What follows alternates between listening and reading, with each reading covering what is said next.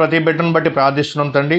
విన్న ప్రతి మాటను తండ్రి నాయన మరి విని విడిచిపెట్టకుండా వాటి ప్రకారంగా ప్రవర్తించే భాగ్యాన్ని దయచేయమని కోరుకుంటూ క్రీస్తు పేరట ఈ ప్రార్థన మీకు సమర్పిస్తున్నాం మా కన్న తండ్రి. ఆమేన్. పరలోకమందున్న కన్న తండ్రికి క్రీస్తు ద్వారా కృతజ్ఞతాస్తుతులు చెల్లించుకుంటూ కూడొచ్చున్న దేవుని పిల్లలందరికీ మన రక్షకుడైన యేసుక్రీస్తు నామంలో శుభములు వందనములు అండి. ప్రియమైన దేవుని పిల్లలారా, ఈరోజు మరి లేఖనాల నుంచి ఒక చక్కని అంశాన్ని మనం పరిశీలన చేద్దాం. నీవు వదకు తేయబడిన గొర్రె పిల్లవేనా? ప్రియమైన దేవుని పిల్లలారా, ఈరోజు భూమి మీదకు వచ్చిన ప్రతి మనిషిని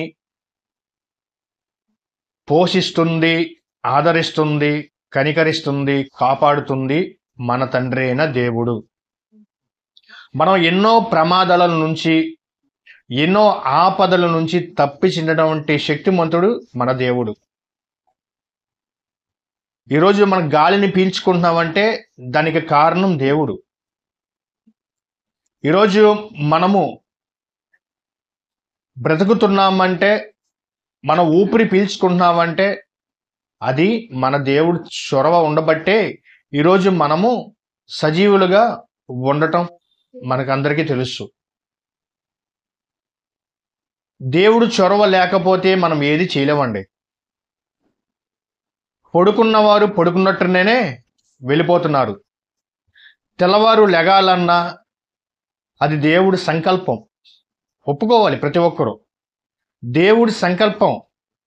ఆయన దృష్టి మన మీద ఉంది కాబట్టి ఈరోజు మనమందరము ఎలా ఉన్నాము? సజీవులుగా ఉన్నాము. మనం సజీవులుగా ఉన్నామంటే దానికి కారణం దేవుడు. మనం ప్రాణాలతో ఉన్నామంటే దానికి కారణం దేవుడు.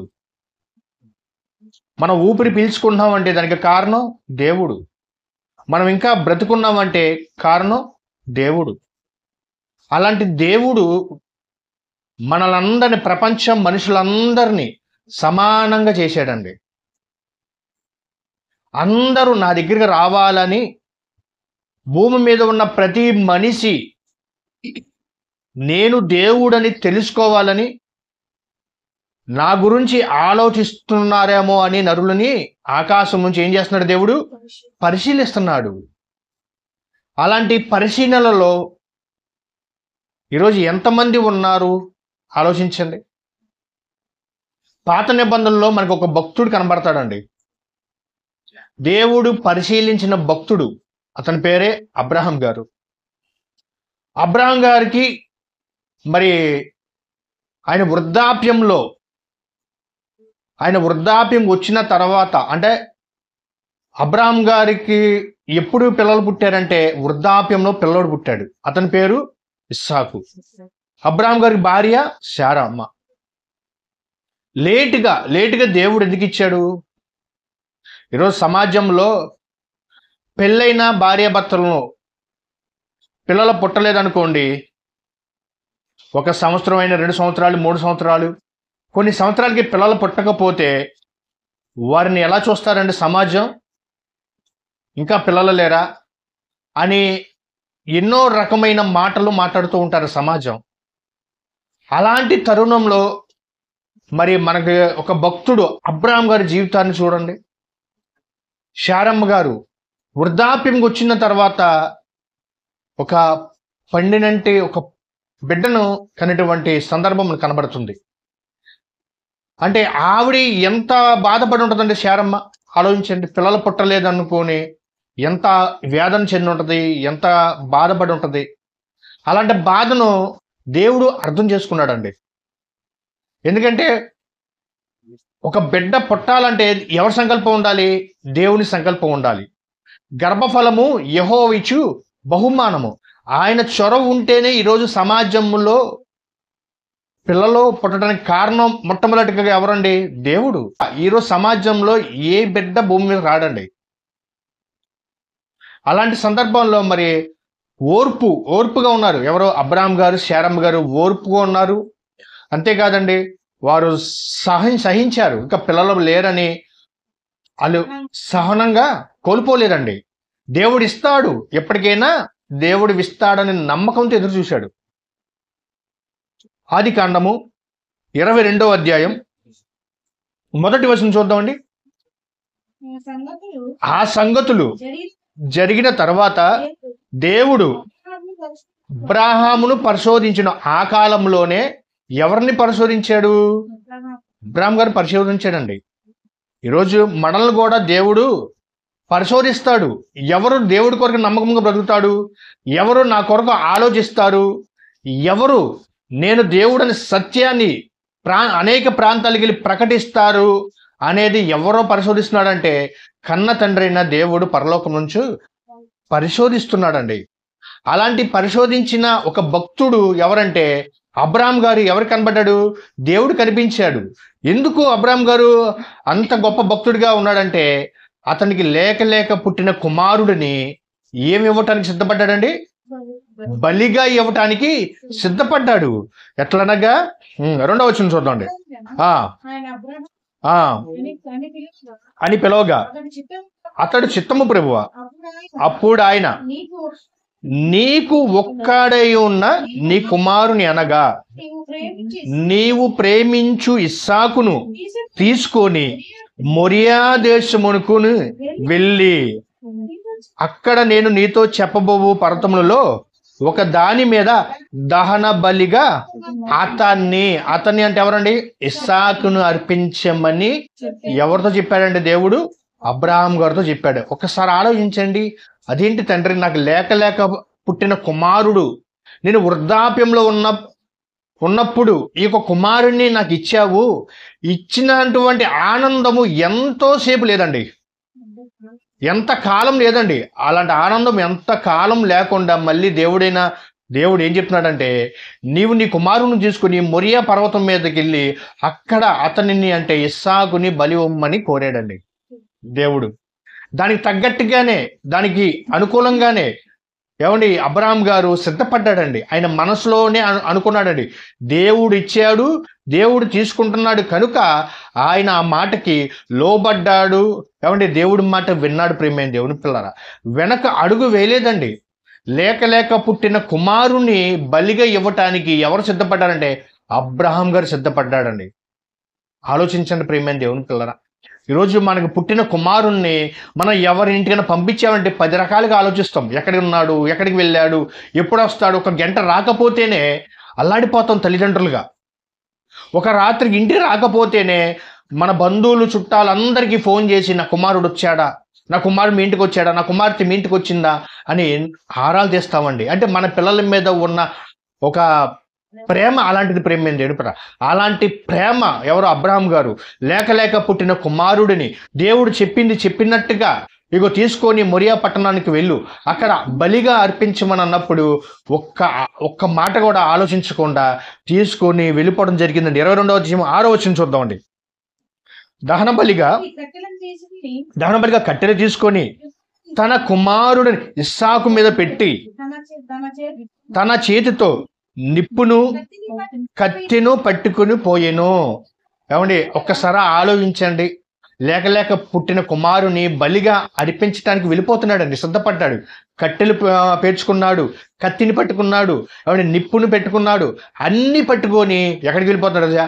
మొరియా పట్టణ దేశపు కొండ మీదకి వెళ్ళిపోతాకి సిద్ధపడ్డాడు. అంటే ఆయన ఎంతగా ఉన్నాడో ఒకసారి ఆలోచించిన ప్రియమైన దేవుని పిల్లరా. అంటే కొడుకంటే ఎంత ప్రేమ ఉన్నా ఒకప్పటికి, కానీ దేవుడు చెప్పిన మాటను తిరస్కరించకుండా తన కుమారుడిని వెంటబెట్టుకొని కట్టెలు ఒక చేతితో పట్టుకున్నాడు, కత్తిని పట్టుకున్నాడు, నిప్పుని పట్టుకొని వెళ్ళిపోతున్నాడు. ప్రియమైన దేవుని పిల్లలు. 7వ వచనం చూద్దామండి. వారిద్దరూ ఇస్సాకు తన తండ్రి అయిన అబ్రాహాముతో ఇస్సాకు తన తండ్రి అయిన నా తండ్రి అని పిలిచెను. అందుకు అతడు ఏమి నా కుమారుడా అనెను. అప్పుడు అతడు నిప్పును కట్టెలను ఉన్నవి గాని దహన బలికి గొర్రె లేదని అడుగుతున్నాడండి. ఎవరో? ఇస్సాకు. అప్పుడు అడిగినప్పుడు ఆయన హృదయం ఎలా అయిపోద్దో ఒకసారి ఆలోచించండి. నాన్న, మరి కట్టెలు ఉన్నాయి, నిప్పు ఉంది, అన్నీ ఉన్నాయి, కానీ బలి ఇవ్వటానికి గొర్రె పిల్ల ఏది నాన్న అని తండ్రిని అడుగుతున్నాడండి. ఎవరు? ఇస్సాకు. అడిగినప్పుడు ఆయన హృదయం ఎంత చలించిపోయి ఉంటుందో ఆలోచించండి. ఆయన ఆయన ఒక ఆలోచన ఎంత బాధగా ఉంటుందో ఒకసారి ఆలోచించండి. ఆ మాటకి ఆయన హృదయం చలించిపోయిందా లేదా? ఆ మాటకి తండ్రి అయిన అబ్రహాము ఎంత బాధపడి ఉంటాడు, ఎంత దిగులు పడి ఉంటాడు, ఎంత వేదన పడి ఉంటాడు ఒక్కసారి ఆలోచించండి. నాన్న అన్నీ ఉన్నాయి, కట్టె ఉంది, కట్టెలు ఉన్నాయి, కత్తి ఉంది, నిప్పులు ఉన్నాయి, బలి ఇవ్వటానికి గొర్రె పిల్లేదు నాన్న అని అన్నప్పుడు ఒక్కసారి ఆలోచించండి ప్రియమైన దేవుని పిల్లరా. కానీ ఏం చెప్తున్నాడు అబ్రహాం గారు? అబ్రహమా, నా కుమారుడా, దేవుడే దహన బలికి గొర్రె పిల్లను చూచుకునమని చెప్పాను. నా కుమారుడా, దేవుడే దహన బలి చూచుకునని చెప్పాను అని చెప్పాడండి. ఒకసారి ఈ సందర్భాన్ని ఆలోచించండి, జాగ్రత్తగా ఆలోచించండి. ఒక కుమారుడు లేక పుట్టిన కుమారుడు ఏమండి బలి ఇవ్వటానికి సిద్ధపడినటువంటి తండ్రి అతను కట్టెలు పట్టుకొని, కత్తి పట్టుకొని, ఏమండి గొర్రె అన్ని పట్టుకొని వెళ్ళిపోచుండగా ఆ కుమారుడు మాట్లాడుతున్నప్పుడు ఎంత బాధపడి ఉంటాడండి తండ్రి, ఆలోచించండి. దేవుడే దహన బలిగా గొర్రె పిల్లను చూచుకునని చెప్పాను. 12వ వచనం చూద్దామండి. వెంటనే కట్టెలు పేర్చాడు. ఆ కట్టెల మీద ఎవరిని పొడుగోబెట్టాడు? ఇస్సాకును పొడుగోబెట్టాడండి. ఇస్సాకును పొడుగోబెట్టిన తర్వాత ఇస్సాకు, అదేంటి తండ్రి, నన్ను చంపడానికి తీసుకొచ్చావా? నేనా నీకు బలి అయిపోతున్నాను అని ఒక్క మాట కూడా మాట్లాడలేదండి. ఎవరు? ఇస్సాకు. దహన బలిగా కట్టెలు పెట్టేశాడు. అతను అక్కడ ఏం పెట్టాడండి? ఇస్సాకుని పొడుగో పెట్టేశాడు. వెంటనే ఏం జరిగింది? 12వ వచనం. యెహోవా దూత పరలోకము నుండి అబ్రహమా అని పిలిచెను. అందుకు అతడు, చిత్తము ప్రభువా. అప్పుడు ఆయన, ఆ చిన్నవాని మీద ఎటువంటి చెయ్యి వేయకము అని పరలోకం నుండి ఒక స్వరము, దేవదూత ద్వారా స్వరం వినబడిందండి. అబ్రహమా రాగు, ఆ చిన్నవాడిని ఏమి చేయకము, అతని మీద ఎలాంటి గాయం చేయకము. అతను చెప్పినప్పుడు అబ్రహాం గారు, ఏమండి ఒకసారి ఆలోచించండి ప్రియమైన దేవుని పిల్లరా. అంటే ఆ దేవుడు అబ్రహాం గారిని పరిశోధిస్తున్నాడు. ఈ పరిశోధనలలో ఆయన నెగ్గుతాడా లేడా, లేక పుట్టిన కుమారుడు నాకు ఇవ్వటానికి సిద్ధపడాడంటే అబ్రహాం గారు ఎంత విశ్వాసులకు తండ్రి, అందుకే పేరు వచ్చింది ప్రియమైన దేవుని పిల్లరా. ఎంత గొప్పవాడు ఆలోచించండి. ఆ చిన్నవాడి మీద చేయి వేయకము. అదిగో అక్కడ కనబడుతున్నదే, అక్కడ చూడు గొర్రెపిల్ల ఉంది. ఆ గొర్రెపిల్లని తీసుకొచ్చి నాకు దహన బలిగిమ్మని దేవుడు చెప్పాడు ప్రేమైన దేవుని పిల్లరా. గొర్రె పిల్లల అంటే వదకు తేయబడిన గొర్రె పిల్లవేనా? ఆలోచించిన ప్రేమైన దేవుని పిల్లరా. పూర్వీకులు మరి ఒక పాట రాశారండి. దైవజనులు, దైవ సేవకులు ఒక గొప్ప పాట రాశారు. ఏం పాట అది? యేసు గొర్రె పిల్లను నేను, వదకు తేబడిన గొర్రె పిల్లను, యేసు గొర్రె పిల్లను నేను, వదకు తేబడిన దినదినము చనిపోవుచున్నాను, యేసు క్రీస్తులో బ్రతుకుచున్నాను. ఎంత మంచి పాట అండి, ఎంత అద్భుతమైన పాట రాశారండి. చూడండి, అలాంటి ఒక యేసు అబ్రహాం గారు మరి లేక పుట్టిన కుమారుడిని బలి ఇవ్వటానికి సిద్ధపడ్డాడండి. బలి ఇవ్వటానికి తన కుమారుడిని తీసుకుని వెళ్ళిపోయాడు. వెంటనే దేవుడు, అబ్రహమ ఆగు, ఆ యొక్క కుమారుడిని ఏమి చేయకు, కుమారుడి మీద కత్తి వేయకుము, ఇగో నీవు నా కొరకు నీ కుమారుడు లేక పుట్టిన కుమారుడు నాకు ఇవ్వటానికి నువ్వు సిద్ధపడ్డా చూసావా, అందుకు నేను చాలా మెచ్చుకుంటున్నానని చెప్పి దేవుడు అబ్రహాం గారిని ఎంతో మెచ్చుకున్నాడు. ప్రేమైన దేవుని పిల్లరా, ఆలోచించండి ప్రేమైన దేవుని పిల్లరా. చూద్దామండి ఆ హెబ్రీయులకు రాసిన పత్రిక. అలాంటి గొర్రె పిల్లగా మరి గొర్రె పిల్ల ఇస్సాకు బదులుగా ఎవరినిచ్చాడు అబ్రహాం గారు? గొర్రె పిల్లనిచ్చాడండి, చేశాడు.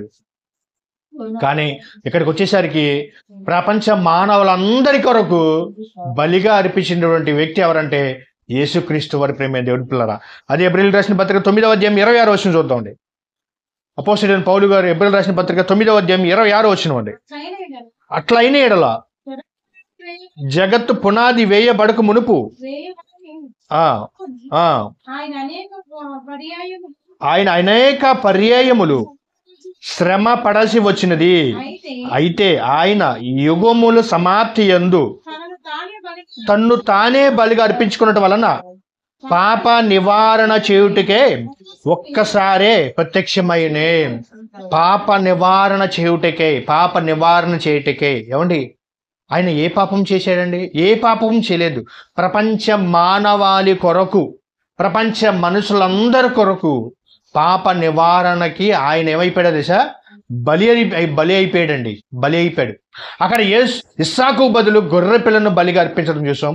ఇక్కడ ప్రపంచ మానవాళ్ళందరి కొరకు ఎవరు బలి అయిపోయారంటే యేసుక్రీస్తు వారే బలి అయిపోయారు. ప్రేమైన దేవుని పిల్లరా, అందుకే బాప్తిస్మ ఇచ్చి యోహాను గారు ఏమంటారో తెలుసా? ఇదిగో లోక పాపమును మోసుకుపోచున్న దేవుని గొర్రె పిల్ల అంటాడండి. దేవుని గొర్రె పిల్ల అంటే ప్రపంచ మనుషులందరి కొరకు ఎవరు బలి అయిపోయారంటే యేసుక్రీస్తు వారి ప్రియమైన దేవుని పిల్లలారా. అందుకే లోకానికి వచ్చాడు ఆయన లోకానికి రాకముందు ఆయన ఎక్కడ ఉన్నాడంటే పరలోకంలో దేవుని సింహాసనం దగ్గర ఉన్నాడు. ప్రియమైన దేవుని పిల్లరా, దేవుని సింహాసనం ముందున్నప్పుడు ఏమంటే ఆయన మానవుని ఆకారాన్ని ధరించుకుని రిక్తునిగా భూమి మీదకి వచ్చినటువంటి శక్తి యేసుక్రీస్తు వారు. ఒకసారి ఆలోచించండి, ఏమంటే మనుషులందరూ ఎలా ఉన్నారండి? పాపాత్ములుగా ఉన్నారండి, పాపులుగా ఉన్నారు. ప్రియమైన దేవుని పిల్లరా, ఒకసారి దేవుడి దగ్గరికి మనం వెళ్ళి ఆలోచన చేస్తే ఒక దేవుని కుమారుడు ఇక మానవ దేహంలో రావడానికి ఇష్టపడతాడండి? ఇష్టపడరండి. ఎందుకంటే ఈ మానవ దేహంలో ఉన్నది ఎటువంటిది ఏంటంటే మనుష్యులు ఏమండి పాపాలకి ఎక్కువగా అలవాటు అయిపోతారు, కానీ మంచి కార్యక్రమాలు చేయడానికి ఇష్టపడదండి ఈ శరీరము. అలాంటి శరీరాలలోకి ఎవరు వచ్చారంటే యేసుక్రీస్తు వారు భూమి మీదకి రావటం, ఆయన ఒక మనిషి రూపంగా భూమి మీదకి వచ్చి ఆయన మన మనుషులందరి కొరకు త్యాగం చేశాడు. ప్రియమైన దేవుని పిల్లలారా, ఏం చేశాడండి? త్యాగం చేశారండి. ఈరోజు తల్లిదండ్రులు త్యాగం చేస్తారు, మనం గుర్తుపెట్టుకుంటాం. ఇగో మా అమ్మ ఎంతో త్యాగం చేసిందని గుర్తుపెట్టుకుంటాం. ఇగో మా నాన్న ఎంతో కష్టపడి త్యాగం చేసి మమ్మల్ని చదివించాడు అని మనం గుర్తుపెట్టుకుంటాం. మరి యేసుక్రీస్తు వారు మనం త్యాగం చేశాడు సంగతి గుర్తుపెట్టుకోవద్దా? ప్రియమైన దేవుడి పిల్లరా, ఆలోచించండి. ఆయన త్యాగం చేశాడు. ఆయన ఏ పాపము చేయలేదు. ప్రియమైన దేవుని పిల్లరా, ఏ తప్పు చేయలేదండి. ఎవరో యేసుక్రీస్తు వారు అండి. యేసుక్రీస్తు వారు ఏ పాపము చేయలేదు. గలతీయులకు రాసిన పత్రిక 3వ అధ్యాయం 13వ వచనం అండి. గలతీయులకు రాసిన పత్రిక 3వ అధ్యాయము 13, 14 వచనాలండి. ఆత్మను గుర్చిన వాగ్దానము విశ్వాసము వలన మనకు లభించినను అబ్రాహాము పొందినను ఆశీర్వచనము క్రీస్తు యేసు ద్వారా అన్యజనులు కలుగుటకై. క్రీస్తు ఎవరి కోసం అండి? మన కోసము శాపమైపోయాడండి. ఎవరండి? యేసుక్రీస్తు వారు మన కొరకు శాపమైపోయాడండి. అవును, అప్పుడప్పుడు చూడండి, ఏంటి ఈ పిల్లలు ఎట్లా పుట్టారు అని అడుగుతూ ఉంటారు. అవునా, ఏంటి పిల్లలు ఎలా పుట్టారు, అలా పుట్టారు, ఎలా పుట్టారు? ఏదో వాళ్ళ తల్లిదండ్రులు చేసిన శాపాలు వాళ్ళకి తగిలిని అంటారు, లేదా వాళ్ళ పూర్వీకులు చేసిన శాపాలు వాళ్ళకి తగిలిని అంటారు. కానీ ఏ తప్పు చేయలేదండి యేసుక్రీస్తు వారు, ఏ పాపము చేయలేదు. కానీ ఎలా అయిపోయాడంటే అన్యజనులు సువార్తకే, అన్యజనులు కలుగుటకై క్రీస్తు మన కోసం శాపమైపోయాడండి. ఎవరి కొరకు శాపమైపోయాడండి? మన కొరకు శాపమైపోయే ప్రియమైన దేవుని పిల్లరా, ఆయన శాపం అవ్వాల్సిన అవసరం ఏముందంటే కన్న తండ్రి అయిన దేవుడు దగ్గర ఉన్నటువంటి సింహాసనాన్ని విడిచిపెట్టి యేసుక్రీస్తు వారి భూమి మీదకి వచ్చి ఇగో పాపంలో పెరిగిపోతున్న మనుషులందరి కొరకు పాప విమోచనగా ఆయన మన కొరకు చిందించినటువంటి పవిత్రమైన రక్తంలో మనల్ని పరిశుద్ధులుగా, మనల్ని నిర్దోషులుగా ఉంచడానికి కోసం ఆయన పరలోకం నుంచి భూమి మీదకు వచ్చి ఆయన శాపమైపోయాడంటండి. ఆయన శాపమైపోయాడంటే ఆయన ఏదైనా తప్పు చేశాడా? ఏదైనా పాపం చేశాడా? ఆయన ఏ తప్పు చేయలేదండి. అతను ఏ పాపము చేయలేదు. ఎవరి కొరకు బలి అయిపోయాడంటే, ఎవరి కొరకు త్యాగం చేశాడంటే మనుషులైన మనలందరి కొరకండి. ఎవరి కొరకండి? మనుషులైన మనందరి కొరకు అండ్ గొర్రె పిల్ల ఎలాగైతే మౌనంగా ఉంటుందో యేసుక్రీస్తు వారు కూడా మన కొరకు ఆయన గొర్రె పిల్లలాగా మౌనంగా ఉండి ఆయన శరీరాన్ని చీల్చేయడం జరిగింది. ఏమండి, రంపాలతో కోయబడ్డారు అపోస్తులు. వీళ్ళందరూ ఎవరంటే ప్రవక్తలు, ప్రియమైన దేవుని పిల్లరా. యేసుక్రీస్తు వారు త్యాగం చేశాడండి. అది ఎలాంటి త్యాగం అంటే ప్రపంచంలో మానవులు ఎవ్వరు చేయలేనటువంటి త్యాగం ఎవరు చేశారంటే ఒక యేసుక్రీస్తు వారు త్యాగం చేశాడండి. ఎంత బాగుందండి ఆ మాట. మరల చదవండి 14 వచనం. ఆత్మను గూర్చిన వాగ్దానము విశ్వాసము వలన మనకు లభించినట్లు అబ్రహాము పొందిన ఆశీర్వచనము క్రీస్తు యేసు ద్వారా అన్ని జనులకు కలుగుటకై క్రీస్తు మన కొరకు శాపమై మనల్ని శాపం నుండి విమోచించెను. ఏమంటే ధర్మశాస్త్ర రక్షణ ఇవ్వలేదండి, యేసుక్రీస్తు వారి ద్వారా మనకు రక్షణ లభించింది. ప్రియమైన దేవుని పిల్లలారా, అందుకే యేసుక్రీస్తు వారు ఏమంటాడు తెలుసా, నేనే మార్గము అన్నాడు. కానీ వేరే ఒక అతని గురించి చెప్పట్లేదండి. నేనే మార్గము, నేనే సత్యము, నేనే జీవము, నేనే మార్గము అన్నాడండి. నా ద్వారాన తప్ప తండ్రి ఎదుకు ఎవడు ఎక్కుపోలేడు అని చెప్తున్నాడండి. నేనే మార్గం అంటే యేసుక్రీస్తు పవిత్రుడు. ప్రియమైన దేవుని పిల్లరా, పవిత్రుడు, పరిశుద్ధుడు, నీతిమంతుడు, నిర్దోషి, ఎటువంటి తప్పు చేయలేదు, ఏ పాపము చేయలేటువంటి శక్తి యేసుక్రీస్తు వారండి. ఈ ప్రపంచంలో మానవులందరి కొరకు చిందించినటువంటి ఒక గొప్ప వ్యక్తి ఎవరన్నా ఉంటారే, రక్తాన్ని చిందించినటువంటి వ్యక్తి ఒక యేసుక్రీస్తు వారండి.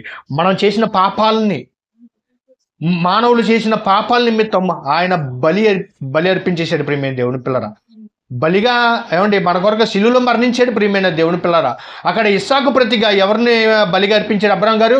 గొర్రె పిల్లను ఇస్సాకు బదులుగా గొర్రె పిల్లను బలి అర్పిస్తాయి. ఇక్కడ మానవులందరి కొరకు ఎవరిని బలిగా అర్పించాడంటే కనతండ్రి అయిన దేవుడు తన కుమారుడిని ఏమండి యేసుక్రీస్తు వారు అంటే చాలా ఇష్టం అండి. ఎవరికి? పరలోకమందున్న కనతండ్రికి. అందుకే యేసుక్రీస్తు వారు బాప్టిజం తీసుకున్న తర్వాత ఈయనే నా ప్రియ కుమారుడు, ఈయన యందు నేను ఆనందించుచున్నానని చెప్పి పరలోకమందున్న కనతండ్రి సర్టిఫికేట్ ఇస్తున్నాడు. అంటే మనుషులందరినీ దేవుడు చూస్తున్నాడు, కానీ మానవులందరిలో కంటే యేసుక్రీస్తు వారు చాలా ఇష్టమైన వ్యక్తిగా కనబడుతున్నాడు. ప్రియమైన దేవుని ప్రేమ. అలాంటి వ్యక్తి మరి సిలువలోకి వెళ్ళిన తర్వాత నా దేవా నా చెయ్యి ఎందుకు విడిచితు అని చెప్పినప్పుడు తండ్రి మౌనంగా ఉన్నాడంటే ఆ మౌనం వెనకాల ఒక అర్థం ఉంది. ప్రియమైన దేవుని పిల్లరా, యేసుక్రీస్తు వారు సిలువలోకి వెళ్ళాడు తెలుసుగా మనకందరికీ. నా దేవా నా చెయ్యి ఎందుకు విడిచితివి అని చెప్పి యేసుక్రీస్తు వారు సిలువలో మాట్లాడుతున్నప్పుడు దేవుడికి కనతండ్రి అయిన దేవుడు మౌనంగా ఉన్నాడు. ఎందుకు మౌనంగా ఉన్నాడంటే ఇక మన కొరకు మనం చేసిన పాపాల నిమిత్తం, మనం చేసిన దోషాల నిమిత్తం ఎవరి భుజం మీద వేసుకున్నారు తెలుసా? యేసుక్రీస్తు వారి గొర్రె పిల్లవలే ఆయన భుజం మీద వేసుకున్నాడు. ప్రియమైన దేవుని పిల్లరా, ఆయన శరీరం అంతా ఎలాగ చిందించబడిపోయిందంటే పొలం దున్నుతాం కదండి, ఎలాగ పొలం అయితే దున్నబడుతుందో అలాగే మానవుడు యేసుక్రీస్తు వారు, అలాగే మన రక్షకుడు, ఆయన శరీరం కూడా అలాగే దున్నబడిపోయిందండి. ఆయన శరీరం అలాగే దున్నబడిపోయింది. ప్రియమైన దేవుని పిల్లరా, ఎందుకు? మన కొరకు, మనం చేసిన పాపాల కొరకు, మనం తండ్రి దగ్గరికి రావాలని, మనకు రక్షణ రావాలని ఆయన మన కొరకు సిలువలో మరణించాడండి. ఆయన ఏ తప్పు చేయలేదండి, ఏ పాపం చేయలేదు. ఆనాడే ప్రపంచానికి మనుషులందరికీ సవాల్ చేసినటువంటి వ్యక్తి యేసుక్రీస్తు వారండి. ఏంటి ఆ సవాలు? నాలో పాపం ఉందని మీలో ఎవడు స్థాపించెను అని చెప్పాడండి యేసుక్రీస్తు వారు. స్థాపించబడదు. ఒకసారి ఆలోచించండి, నాలో పాపం ఉందని మీరు ఎవరైనా చెప్పగలుగుతారా? ఆనాడే సమాజానికి, ఆనాడే ప్రపంచ మనుషులందరికీ, యూదులకి ఒక సవాల్ చేసినటువంటి వ్యక్తి, శక్తి ఒక యేసుక్రీస్తు వారు కనబడతారండి.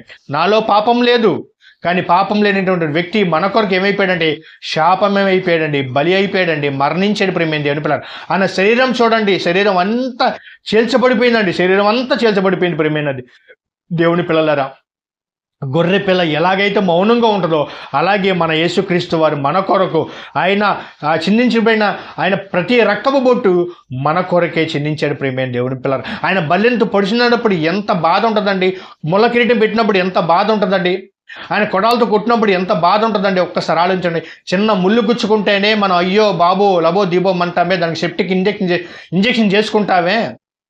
అలాగా మరి యేసుక్రీస్తు వారు యేసుక్రీస్తు వారు ఆయన శరీరం నలగొట్టబడినప్పుడు, ఆయన దేహాన్ని చీల్చబడినప్పుడు ఆయన మౌనంగా ఉన్నాడంటే దానికి కారణం ఎవరో తెలుసా? మనమేనండి. మన కొరకు ఆయన మౌనంగా ఉన్నాడు. ప్రేమైన దేవుని పిల్లరా, ఏ తప్పు చేయలేదండి. చూడండి, యెషయా గ్రంథము 53వ అధ్యాయం 7వ వచనం ప్రియులారా. యెషయా గ్రంథం 53వ అధ్యాయం 7వ వచనం అండి. అతడు దౌర్జన్యము నుండెను. అతను దౌర్జన్యం అంటే యేసుక్రీస్తు వారిని దౌర్జన్యం చేశారండి యూదులు. ఆనాడు ఉన్న ప్రజలు ఏం చేశారంటే దౌర్జన్యం చేశారండి. ఏ తప్పు చేయలేదండి, ఏ పాపం చేయలేదు. అయినా నుండెను, బాధింపబడినను అతడు నోరు తెరవలేదు. ఏమండి, ఒక్క మాట కూడా మాట్లాడలేదండి. కొరడాలతో కుట్టిన ఒక్క మాట మాట్లాడలేదండి. వీడిచికి వెళ్ళిపోతున్న యేసుక్రీస్తు వారిని ఒక్క మాట మాట్లాడలేదండి. సిలువ వేసినప్పుడు కూడా ఒక్క మాట మాట్లాడలేదండి. ఏమండి, కాళ్ళకి మేకులు కుట్టినప్పుడు కూడా ఒక్క మాట మాట్లాడలేదు. ప్రియమైన దేవుని పిల్లలు, ఎందుకు? తండ్రి దగ్గర నుంచి ఏమండి ఆయన సమానత్వం కలిగినటువంటి వ్యక్తి అండి. ఎవరో? యేసుక్రీస్తు వారు. ఎందుకంటే కలిగి ఉన్నది ఏదియు ఆయన లేకుండా కలగలేదండి యేసుక్రీస్తు వారు. ఈరోజు సూర్యుడు వచ్చాడంటే యేసుక్రీస్తు వారి కారణం. ఈరోజు చంద్రుడు వచ్చాడంటే యేసుక్రీస్తు వారి కారణం. ఈ పంచభూతాలు, ఈ ప్రకృతులు ప్రతి ఒక్కటికి సంబంధం కలిగిన వ్యక్తి ఎవరు ఉన్నాడంటే యేసుక్రీస్తు వారు అండి. చాలా ధనవంతుడు అండి. ఆయన ధనవంతుడై ఉండి పరలోకంలో భూమి మీదకి ఎలాగొచ్చాడంటే చాలా భేదవాడికి వచ్చాడు. ప్రేమైన దేవుని పిల్లలు, అలాంటి యేసుక్రీస్తు వారు కొట్టేటప్పుడు ఏం మాట్లాడలేదు. ఏమండి, ఆయన మీద నేరస్థాపన చేసినప్పుడు ఏం మాట్లాడలేదు. ఆయనను కొరడాలతో కుట్టినప్పుడు కానీ, ఈడ్చుకు వెళ్ళినప్పుడు కానీ ఏమన్నా మాట్లాడాడండి?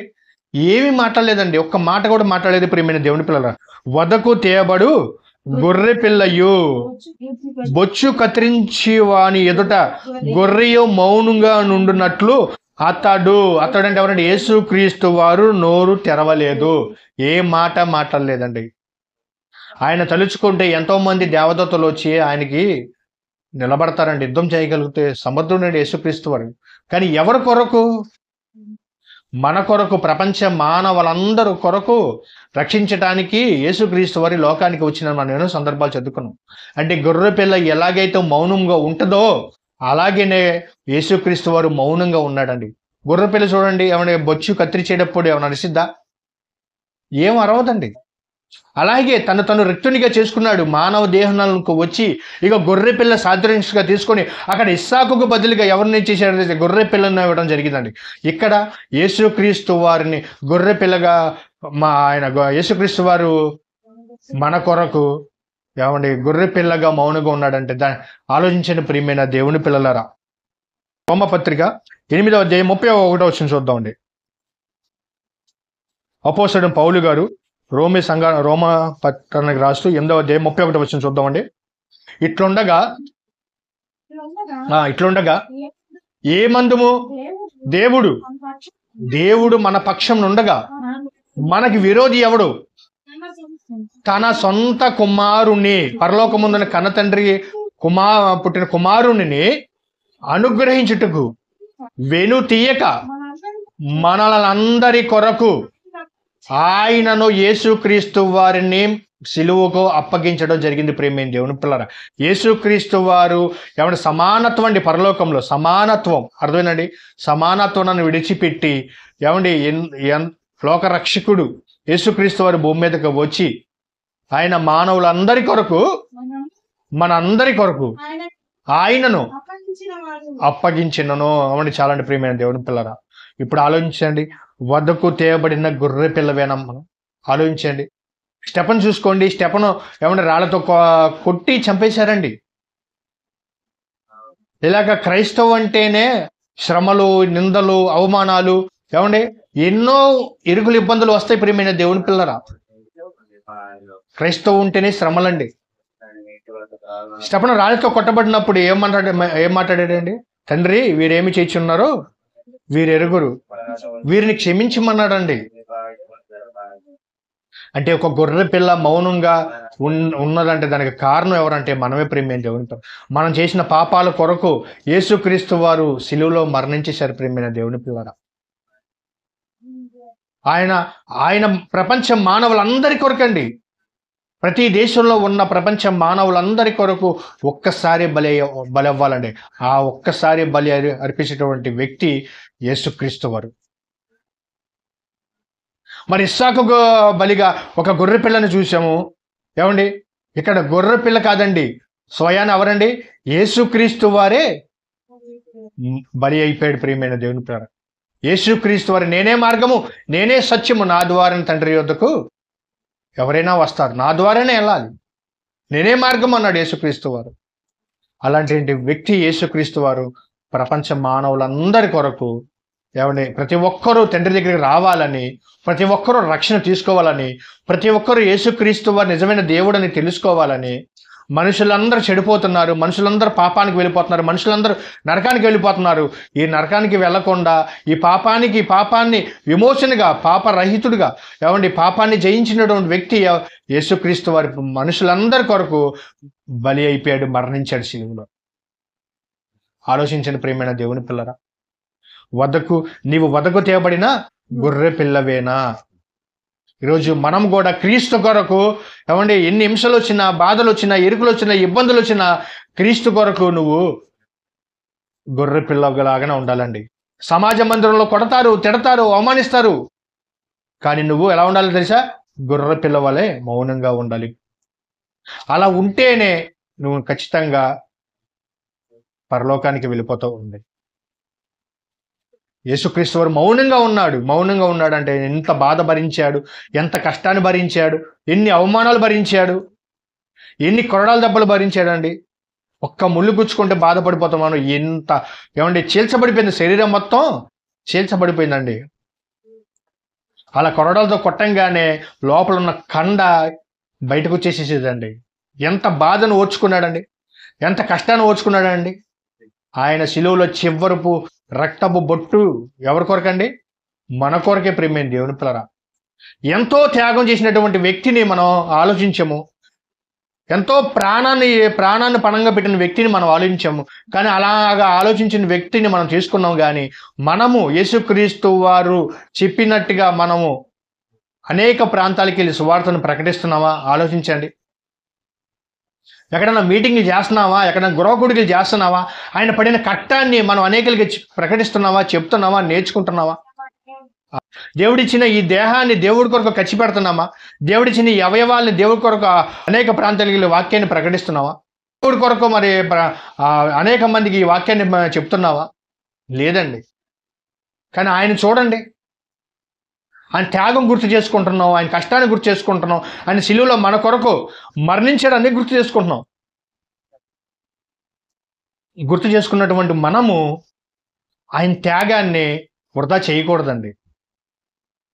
మనం అనేక ప్రాంతాలకు వెళ్ళి వాక్యాన్ని ప్రకటించాలండి. యేసుక్రీస్తు వారు రక్షకుడు, ఆయన ద్వారానే మోక్షం ఉంది, ఆయన ద్వారానే పరలోకం ఉంది. ఇక్కడ చెప్పాడు కదా, ఆయన నేనే మార్గము, నేనే సత్యము, నేనే జీవము, నా ద్వారానే పరలోకం వస్తారన్న సంగతి యేసుక్రీస్తు వారు క్లియర్గా బైబిల్లో మనకి చెప్తే ప్రవక్తలు మన కొరకు ప్రాణాలు పెట్టారండి. హతసాక్షులు అయిపోయారు. కుటుంబాన్ని లెక్క చేయలేదు, భార్య పిల్లలను లెక్క చేయలేదు, దేవుడి కొరకు సువార్త ప్రకటించే వారు ఎంతో మంది ఉన్నారు. ఎంతో మంది దేవుడి కొరకు వెళ్ళిపోయిన వారు హతసాక్షులు అయిపోయినవారు. దేవుడి కొరకు ఆలోచించండి. దేవుడిచ్చిన ఈ దేహాన్ని దేవుడు పని చెయ్యాలి. ఈ కాలు ఇచ్చింది దేవుడు, ఆయన సువార్త ప్రకటించడానికి వెళ్ళటానికి కాలు ఇచ్చాడు. ఈ నోరిచ్చింది దేనికి? దేవుడు మాటలు చెప్పడానికి నోరిచ్చాడు. ఈ చేతులు ఎందుకు ఇచ్చాడు? నువ్వు బైబిల్ పట్టుకుని బైబిల్ చదువుకుంటావని, నువ్వు సువార్తగా పనిచేసేటప్పుడు చేతులు సహకరించాలని దేవుడు చేతులు ఇచ్చాడు. ఈ కళ్ళు ఎందుకు ఇచ్చాడు దేవుడు? నువ్వు అనేక మందికి వెళ్ళి వాక్యాన్ని ప్రకటించాలి, చదువుకోవాలి, అనేక మందికి దేవుడి పాదాల వైపు నడిపించాలని ఆసక్తితో దేవుడు నీకు ఆరోగ్యాన్ని ఇచ్చి ఆయుష్ని ఇస్తున్నాడు. మన కోసం బలి అయిపోయాడు యేసుక్రీస్తు వారు. ఆయన ఏ తప్పు చేయలేదు, ఏ పాపం చేయలేదు, కానీ మన కొరకు శాపం అయిపోయాడండి. ఒక గొర్రెపిల్ల ఎలాగైతే మౌనంగా ఉంటుందో అలాగే యేసుక్రీస్తు వారి గొర్రెపిల్లలాగా మౌనంగా ఉండి సిలువకి వెళ్ళిపోయి మరణించాడు. ప్రియమైన దేవుడి పిల్లరా, గారు ఇస్సాకు లేక పుట్టిన కుమారుడిని బలి ఇవ్వటానికి సిద్ధపడ్డాడు. లేక పుట్టిన కుమారుడిని బలి ఇవ్వటానికి సిద్ధపడ్డాడు. కానీ కొత్త నిబంధనకు ఒకసారి యేసుక్రీస్తు వారే గొర్రెపిల్లలాగా బలి అయిపోయాడు. గొర్రెపిల్లగా అది బలి అయిపోయింది. ఎవరు బలి అయిపోయారంటే యేసుక్రీస్తు వారే బలి అయిపోవడం జరిగింది. ప్రేమ